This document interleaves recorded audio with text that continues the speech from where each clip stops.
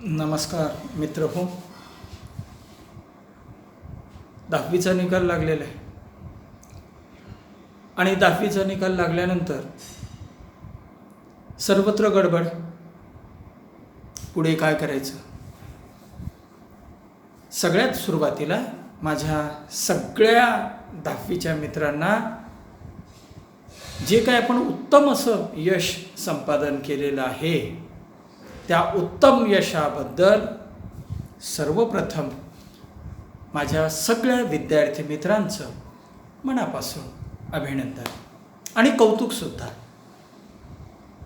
विशेषतः वर्षभर ज्या आईवडिलांनी खूप मेहनत घेतली, आपल्या मुलाला उत्तुंग यश मिळावं, चांगलं यश मिळावं यासाठी वडिलांसोबतच सर्वाधिक जास्त आईनं देखील मेहनत घेतली. मित्र, त्या आईला सुद्धा माझं हात जोडून वंदन. आणि या सगळ्या विद्यार्थ्यांना अतिशय चांगले असे मार्क्स मिळवून दिले त्याबद्दल निश्चितच आईवडिलांचे आभार.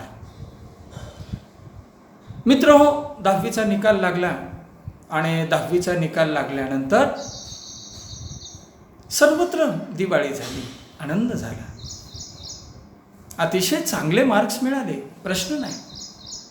नवे हे मार्क्स मिळवण्यासाठी मित्र हो संपूर्ण वर्षभर प्रचंड मेहनत ही तुमच्या शिक्षकांनी घेतली, तुमच्या आईवडिलांनी घेतली, तुमच्या बहीण भावांनी घेतली आणि अर्थात तुम्ही सुद्धा. पण एक सांगू का, बरेचशी माझी मित्र अशीही होती की फक्त शेवटच्या काही साधारणतः वर्षभर आनंद व्यक्त केला, मात्र शेवटच्या 2-3 महिन्यामध्ये मित्र हो खूप छान तयारी करून घेतली आणि त्या 2-3 महिन्याच्या तयारीवरच जे काही मार्क्स पडायचे ते पडलेले आहे. याच्यावरून मित्र हो लक्षात घ्या, जर 3 महिन्यामध्ये जर आपण व्यवस्थित नियोजन करून योग्य परिश्रम करून जर आपण जेवढे मार्क्स आपण प्राप्त केलेले तेवढे जर आपण लक्षात घेतले तर यावरून प्रत्येक विद्यार्थ्यांनी स्वतःची पात्रता ओळखावी,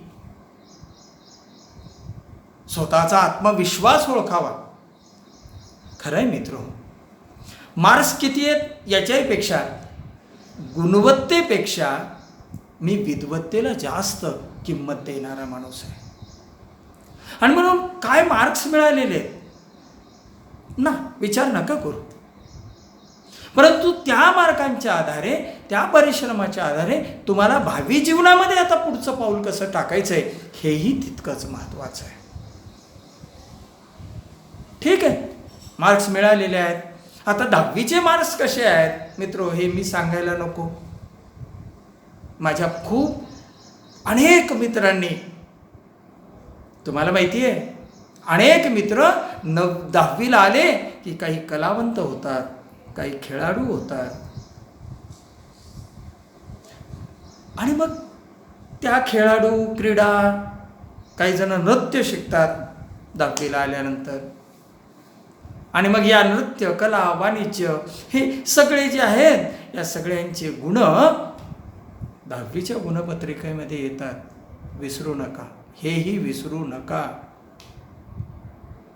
मान्य आहे, चांगल्या कॉलेजला ॲडमिशन मिळावं यासाठी केलेला तो खटाटोप असतो.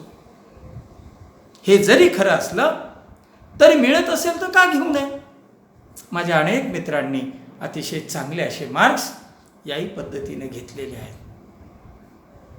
काहींचे मार्क्स उत्तम आहेत तर काहींचे मार्क्स सर्वोत्तम आहेत, काही क्रीडा, काही संगीत. आणि मग या सगळ्यांचा मिळून जो तयार झालेला आहे तो तुमची जी गुणपत्रिका आहे, मार्क मेमो जो आहे तो ह्या मार्क मेमो या पद्धतीचा आहे. करिअर निवडत असताना ह्याही गोष्टीचा विचार करणं अत्यंत गरजेचं आहे मित्र. म्हणून मी पहिल्यांदाच बोललो की तुम्ही 10वीच्या गुणांवर विश्वास नका ठेवू. 10वीच्या गुणांवर विश्वास ठेवण्यापेक्षा तुम्ही तुमच्या गुणवत्तेवर विश्वास ठेवा आणि त्याच गुणवत्तेच्या आधारावर आता आपल्याला पुढचं पाऊल खंबीरपणे टाकायचं आहे. हे मला 10वीला आलं कीच सारखं सुरू होतो की काय घ्यायचं, कला आर्ट्स घ्यायचं, सायन्स घ्यायचं. एखादा माझा मित्र म्हणाला की सायन्स घ्यायचं आहे, की मग त्याला लगेच विचारतात सायन्स घेणार मग काय, मेडिकल का इंजिनिअरिंग, मेडिकल का इंजिनिअरिंग. खरं सांगा मित्र हो, जीवनामध्ये एकच एक ध्येय असतं का, किंवा त्यालाच किंमत आहे का? आज आर्ट्सला किंमत नाही आहे का, आज कॉमर्सला किंमत नाही आहे का, आज विज्ञानाला. लक्षात घ्या, विज्ञान असो, कला असो किंवा वाणिज्य, म्हणजे तुम्ही त्याला कॉमर्स म्हणता, हे कुठलेही तिन्ही क्षेत्र जे आहेत, हे तिन्ही क्षेत्र अत्यंत महत्त्वाचे आहेत. तितकंच आहे, प्रत्येक शाखेमध्ये अतिशय सुंदर असं करिअर दडपलेलं आहे. आणि ते दडलेलं करिअर तुम्हाला जर खुलवायचं असेल, ते खुलतं ते तुमच्या परिश्रमानं, ते खुलतं तुमच्या नियोजनानं, ते खुलतं तुमच्या दृष्टिकोनानं. सुंदर दृष्टी ठेवली की सुंदर सृष्टी निर्माण करता येते, हेही तितकंच कराय. ठीक आहे, मार्क्स मिळाले 10वीला, आनंद आहे. पण आता इथून मला असं म्हणायचं आहे की आता इथून पुढचा टप्पा आपल्याला पाहता आला पाहिजे. तुम्ही कधी क्रिकेट खेळता, मला माहिती आहे, माझे सगळे मित्र क्रिकेट खेळतात. आणि हे क्रिकेट खेळत असताना लक्षात घ्या, क्रिकेट खेळत असताना साधं उदाहरण देतोय तुम्हाला मित्र. हे क्रिकेट खेळत असताना शाळेच्या ग्राउंडवर क्रिकेट खेळता किंवा आपल्या गल्लीमध्ये क्रिकेट खेळता. हे गल्लीमधलं क्रिकेट खेळत असताना किंवा शाळेमध्ये क्रिकेट, शाळेच्या ग्राउंडवर क्रिकेट खेळत असताना सेंचुरी, क्वार्टर सेंचुरी मारणार, हाफ सेंचुरी मारणारा ज्यावेळेस दुसऱ्या शाळेशी मॅच असते आणि या दुसऱ्या शाळेच्या मॅच खेळण्यासाठी ज्यावेळेस तो जातो, पहिल्यांदा त्या स्टेडियमवर मोठ्या ग्राउंडवर ज्यावेळेस उतरतो, इकडं सेंचुरी मारणारा तिकडं भोपळा सुद्धा फोडू शकत नाही. तुम्ही म्हणाला असं का होतं? आपल्याला वाटतं शाळेच्या ग्राउंडवर सर्वोत्तम खेळणारा विद्यार्थी मोठ्या मैदानात गेल्यानंतर का अपयशी ठरला. तसंच आहे मित्र, केवळ अभ्यास न केल्यामुळं, केवळ अभ्यास न केल्यामुळं 10वीला सर्वोत्कृष्ट मार्क असताना सुद्धा, 10वीला सर्वोत्कृष्ट मार्क असताना सुद्धा हे विद्यार्थी 12वीला अपयशी ठरतात. का अपयशी ठरतात? का अपयशी ठरतात? विचारायला नको का? पाहायला नको का? हे पाहिलं गेलं पाहिजे की का मुलं अपयशी ठरतायत आज, का मुलं अपयशी ठरतायत, का मुलांना यश मिळत नाहीये. गांभीर्याने विचार करण्याची गरज आहे. जर मित्रो आज एक पाऊल चुकलं आयुष्यातलं, त्याची सर्वात जास्त किंमत ही त्या विद्यार्थ्याला, त्याच्या आईवडिलांना मोजावी लागते. एक चुकीचा निर्णय आयुष्यभर तुम्हाला त्रास देतो. मग निर्णय योग्य घ्यायचा कसा? प्राप्त गुणांवर विश्वास अजिबात नाही. या प्राप्त आत्ताचे जे तुमचे मार्क्स आहेत, ह्या आत्ताच्या मार्क्सवर विश्वास ठेवू नका. तुमच्यावर विश्वास ठेवा. विद्यार्थी शाळेच्या मैदानावर हाफ सेंचुरी मारतो, मुख्य मैदानामध्ये 0 आउट होतो. का? याचा जर अभ्यास केला तर लक्षात येईल मित्र हो तुमच्या, की आपण ज्या पिचवर आपण मॅच खेळतोय त्या पिचचा अभ्यास करणं हे गरजेचं आहे.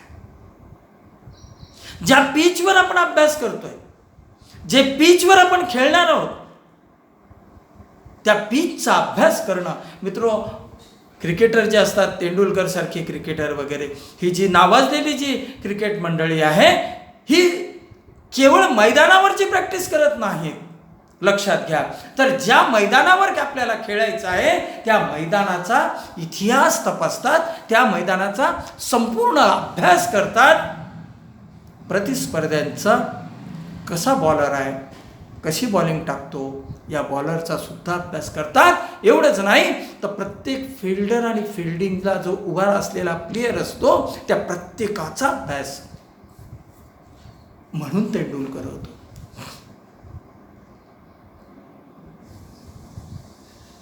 मला वाटतं या गोष्टी आपण गांभीर्याने घेतल्या पाहिजेत. अतिशय गांभीर्यानं घेण्यासारख्या या गोष्टी आहेत. आणि म्हणून साधी सरळ गोष्ट तुम्हाला मी सांगतोय मित्र, काय करणं अपेक्षित आहे, काय करणं अपेक्षित आहे हे तितकंच लक्षात घ्या. काय घ्यायला पाहिजे, काय करायला पाहिजे, अभ्यास कसा केला पाहिजे. सुरुवातीला करिअर निवडत असताना मित्र हो, सरळ पहिल्यांदा सायन्स घ्यायचं का आर्ट्स घ्यायचं का कॉमर्स घ्यायचं, कुठलंही घ्या, सगळ्या करिअरला तितकंच महत्त्व असणार आहे, तितकंच महत्त्व आहे.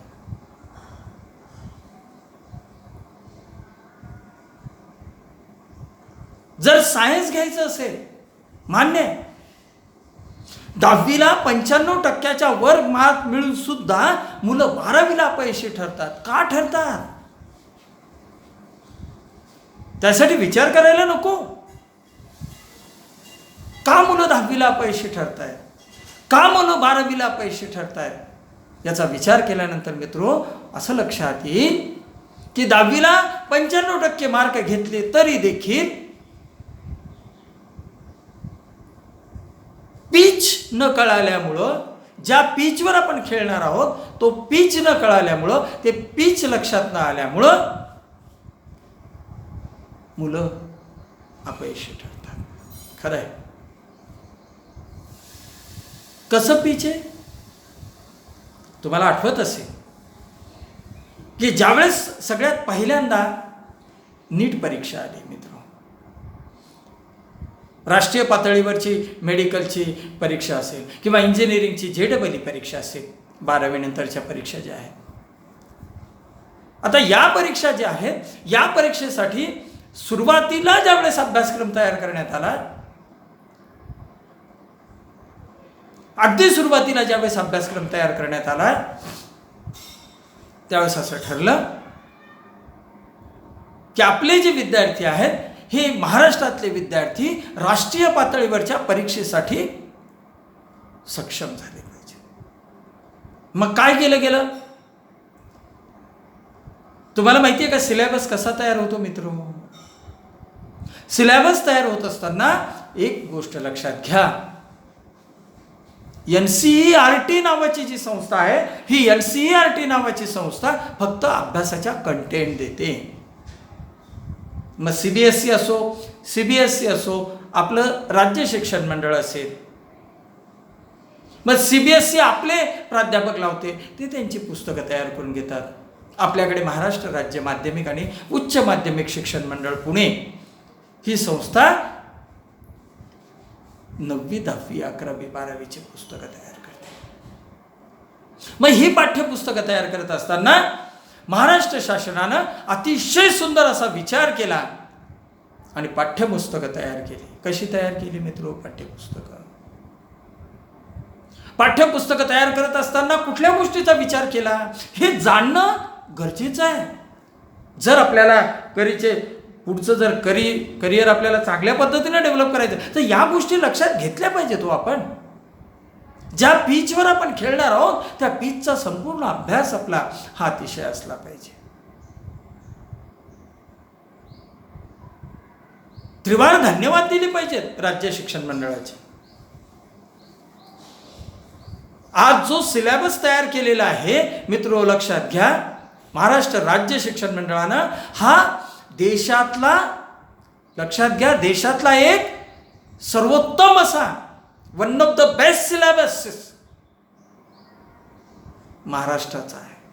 अतिशय उत्कृष्ट असा सिलेबस आहे. काय केलं सिलेबस तयार करताना? हा सिलेबस तयार करत असताना मित्रहो, ज्या काही कंटेंट आहेत CBSEच्या, NCERTच्या ज्या काही कन्सेप्ट आहेत, या कन्सेप्ट 12वीच्या ज्या कन्सेप्ट आहेत, ज्या 10वीच्या ज्या कन्सेप्ट आहेत, 10वीच्या कन्सेप्ट घेतल्या, एकदम जशाला तशा टाकल्यानंतर मित्र कदाचित तुम्हाला ते झेपणार नाही. म्हणून राज्य शासनानं काय केलं, राज्य शिक्षण मंडळाने एक गोष्ट केली. हा जो अभ्यासक्रम आहे, हा 10वीचा अभ्यासक्रम 2 भागामध्ये विभागला गेला. पहिला भाग हा 9वीला टाकला आणि दुसरा भाग हा 10वीला टाकलेला आहे. आपण अभ्यास केलेला आहे. जे माझे आत्ताचे 10वीचे जे विद्यार्थी आहेत, त्या 10वीच्या विद्यार्थ्यांना माहिती आहे. आठवा, 10वीचं विज्ञान आठवा, 10वीचं गणित आठवा, 9वीचं विज्ञान आठवा, 9वीचं गणित आठवा. मित्रहो, 9वी 10वी पहिला भाग 9वीला, त्याचा भाग 10वीला. तसंच 12वीचं देखील झालेलं आहे. लक्षात घ्या, पहिला भाग 12वीला आणि दुसरा भाग 11वीला. म्हणजे जर आपण पाहिलं तर 9वीचा अभ्यासक्रम 11वीच्या अभ्यासक्रमाशी मिळता जुळता आणि 10वीचा अगदी बरोबर. मग माझे जे कोणी मित्र असतील लक्षात घ्या. आता ही गोष्ट तुम्हाला माहित होती का? मग ही गोष्ट म्हणजे मूळ जे मी म्हणत होतो ना, की पिचचा अभ्यास करणं गरजेचं आहे. ज्या पिचवर आपण खेळायचंय, आपण काय करतो, 9वीला काही वाचत नाही, 9वीचं बघतही नाही. आपण 10वीला कॉन्सन्ट्रेट करतो. आपण 11वीला नाही लक्ष देत, आपण 12वीला कॉन्सन्ट्रेट करतो. होतं काय? लक्षात आलं ना? जर तुम्हाला उत्कृष्ट पद्धतीनं मेडिकलची असेल, इंजिनिअरिंगची असेल, कुठलीही एंट्रन्स द्यायची असेल, तर हा अभ्यास करणं अत्यंत गरजेचं आहे. कारण नीटचा अभ्यासक्रम हा 9वी पासून सुरू होतो मित्र. 9वी पासून हा अभ्यासक्रम सुरू होणार आहे. विचारात घ्यायला हवा आपल्याला. मग जर 9वी आपला पाया जर पक्का असेल, 10वी जर पक्का असेल, 11वीला जर तितक्याच मेहनतीनं जर ताकदीनं अभ्यास केला, तर 12वीला मिळणारं यश हे निश्चितच तुमचं आणि तुमच्या कुटुंबियाचं आनंद द्विगुणित करणार आहे. निश्चित आहे, मला खात्री आहे, द्विगुणित करेल आनंद. पण योग्य निर्णय घ्यायला नको का? हा अभ्यासक्रम म्हणजे 9वीचा अभ्यासक्रम झाला की 9वीचे पुस्तकं फेकून द्यायचे, 10वीचं झालं की फेक ना 10वीचा 9वीचं आजही पुस्तकं नसतील तर जमा करा. मी अनेक ठिकाणी बघितलेलं आहे महाराष्ट्रामध्ये, अनेक ठिकाणी महाराष्ट्रात फिरतो, दरवर्षी फिरतो. शेकडो दरवर्षी माझे मुलांशी संवाद असतात.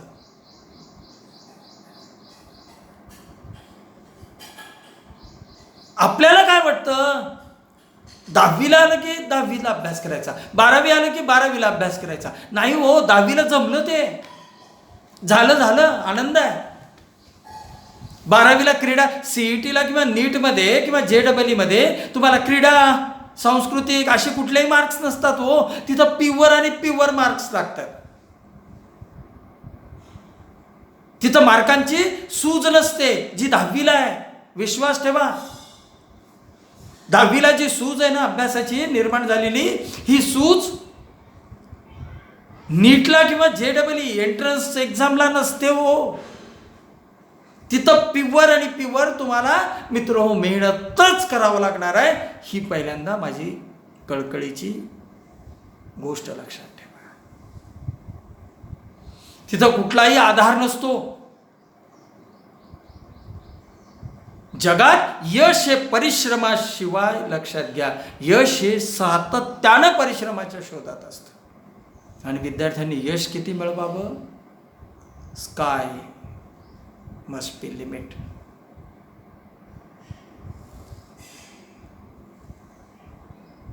विचार करायला पाहिजे. केवळ 11वी ॲडमिशन घेतलं झालं, आता दुसरं एक टुंग निघाले. आपल्याकडे कधी काय करतील याचा नेम नाही.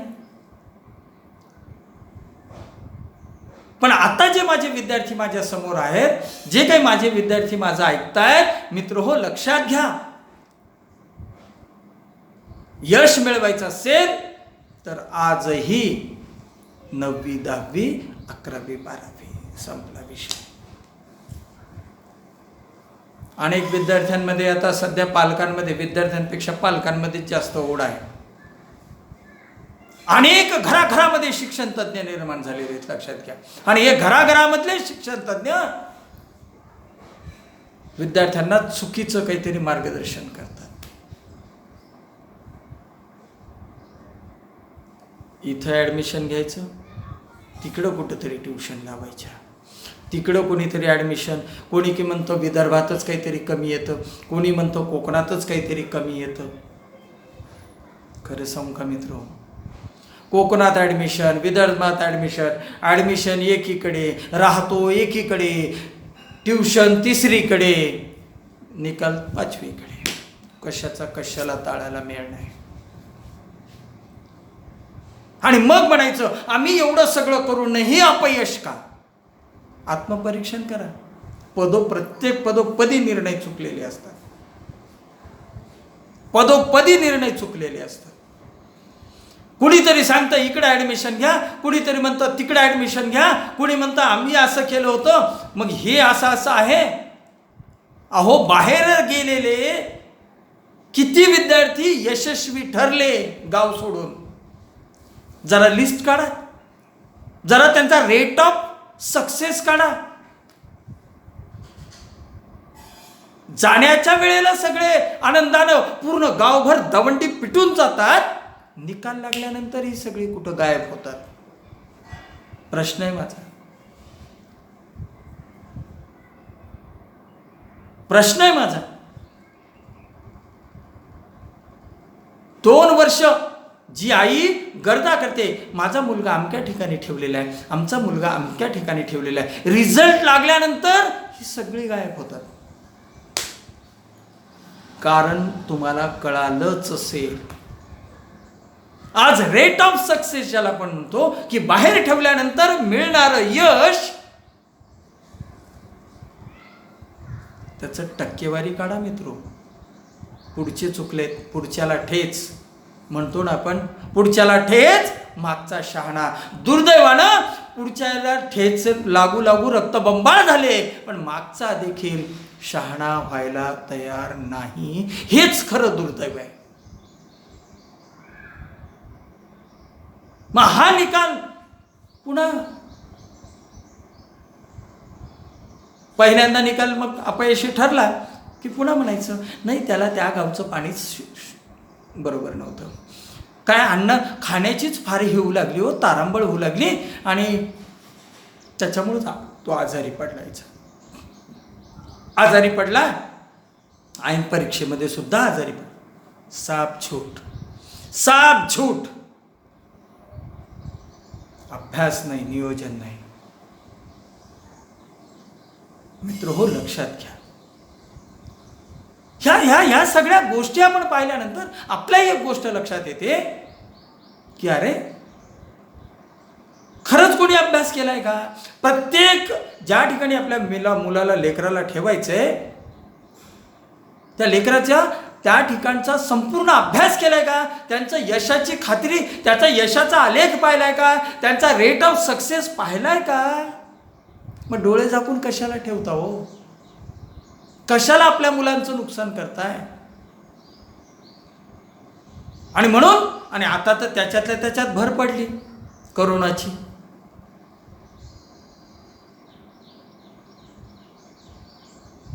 आपलं मुलगा आहे, आपण निर्णय घ्या.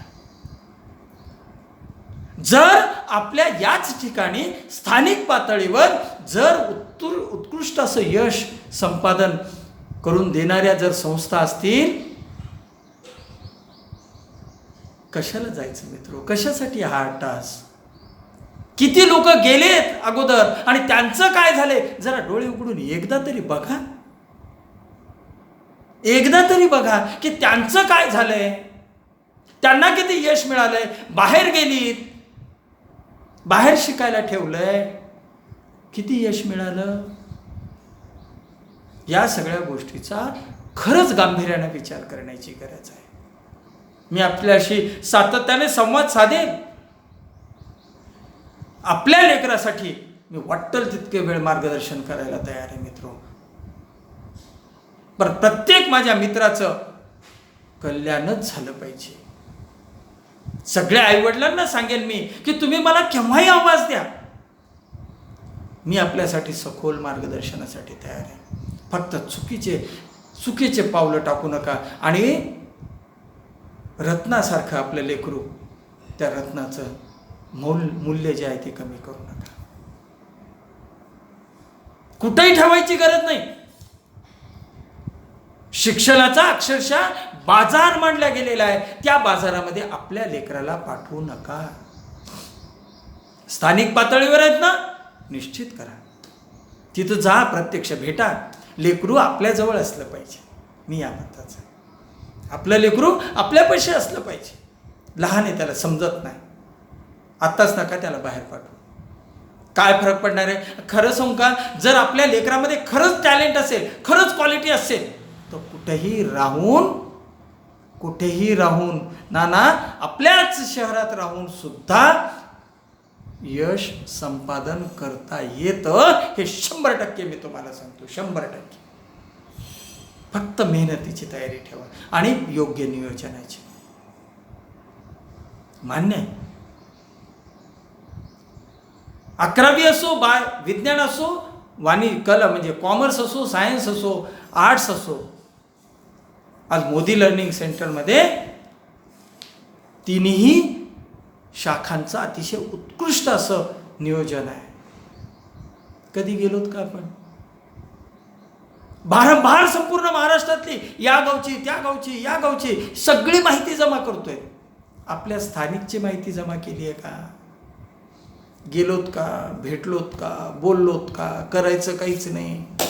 नुसते दुसऱ्याचा उदो करण्यात आयुष्य घालायचं आणि त्याच्यात आपल्या लेकराची माती करून घ्यायची. आपण जा ना, बघा, प्रत्यक्ष बघा. माझं म्हणत नाहीये मी कानावर विश्वास ठेवणारा माणूस नाही, मी डोळ्यांवर विश्वास ठेवणारा माणूस आहे. आणि म्हणून ह्या सगळ्या गोष्टी नीटशा करा. मी येईन, मी पुन्हा येईन, तुम्हाला सांगतो. जर लेकराचं कल्याण होणार असेल तर मी पुन्हा आपल्याशी संवाद साधायला येईल. पण योग्य निर्णय घेणंही काळाची गरज आहे. मुलं खूप हुशार आहेत, खूप हुशार आहेत मुलं, कष्टाळू आहेत. त्यांचं आयुष्य असं बर्बाद करू नका ना. आपल्याला आपल्या लेकराचं आयुष्य बर्बाद करण्याचा कुठलाही अधिकार नाही. योग्य निर्णय घेणं ही काळाची गरज आहे. केवळ 12वी नाही, काय करतायत बाहेर? एवढी मोठी सगळी बाजार मांडलाय, त्या बाजारामध्ये काय करतो आपण बघतोय. 11वीकडे बिलकुल लक्ष देत नाहीत. सगळेच जण 12वी, नीट, जेडबली. त्यांना हे माहीत नसतं की याच नीटचा सिलेबस जो आहे तो 11वी पण आहे. 11वीचा बेस चांगला तयार होणं गरजेचं असतं. 10वीचा चांगला बेस असणं आवश्यक आहे, 9वीचा असणं आवश्यक आहे. आणि तर आपण चांगल्या पद्धतीनं, केवळ 12वीलाच नाही, 12वीलाच मेहनत करून उपयोग नसते. त्यासाठी 11वीपासून त्याचं योग्य नियोजन असलं पाहिजे. सातत्यानं प्रचंड सराव हा केला गेला पाहिजे. या सरावाच्या माध्यमातून सहज यश संपादन करता येतं. म्हणून विज्ञान असो, सायन्स असो की आर्ट्स असो की कॉमर्स असो, निश्चितपणे आपण मोदी लर्निंग सेंटरला भेट द्या, बघा, चर्चा करा. आणि आपल्या लेकराचं कल्याण जे आहे ते इथेच होणार आहे, हेही तितकंच. बाहेर कुठे जाण्यापेक्षा, बाहेर चर्चा करण्यापेक्षा जर सुविधा उपलब्ध आहे, का नाही बरं करू? का नाही करू? नाही, बाहेर गेलेले सगळेच यशस्वी आहेत का? त्यांचा रेट ऑफ सक्सेस किती आहे? 0.1%. आणि असा द्रविडी प्राणायाम बिलकुल करू नका. ॲडमिशन इथे, ट्युशन तिकडे ना, असं होत नसतं. काय धोका आहे त्याच्यामध्ये? काय धोका आहे मला सांगा? केवळ ट्युशनवर अवलंबून राहिलं होईल का? नीट म्हणजे प्रत्येक कुठल्याही मायक्रो कन्सेप्टवर प्रश्न विचारला जातो. याचा अर्थ सखोल अभ्यास होणं गरजेचं आहे. करतो काय? एक दिवस लेकराला समजा काही आजारी असेल, काही कारणास्तव ट्युशनला गेला नसेल, तेवढा बुडालेला भाग पुन्हा रिपीट होतो का? घेतात का? नाही घेत. अपयशाची कारणं अनेक आहेत मित्रो, मी आज त्याच्यावर चर्चा करणार नाही आहे. फक्त योग्य डिसिजन घ्या, अभ्यास नीट करा, पिचचा नीट अभ्यास करा. ज्या पिचवर तुम्हाला अभ्यास करायचा आहे त्या पिचचा नक्की अभ्यास करा आणि योग्य डिसिजन घ्या. मला माहिती आहे, येस यू कॅन, तुम्ही करू शकता. योग्य नियोजन करा, निश्चितपणे तुम्हाला यश मिळेल. आपल्या लेकरांसाठी मार्गदर्शनाला निश्चितपणे मी पुन्हा येईन हे आश्वासन देतो. धन्यवाद.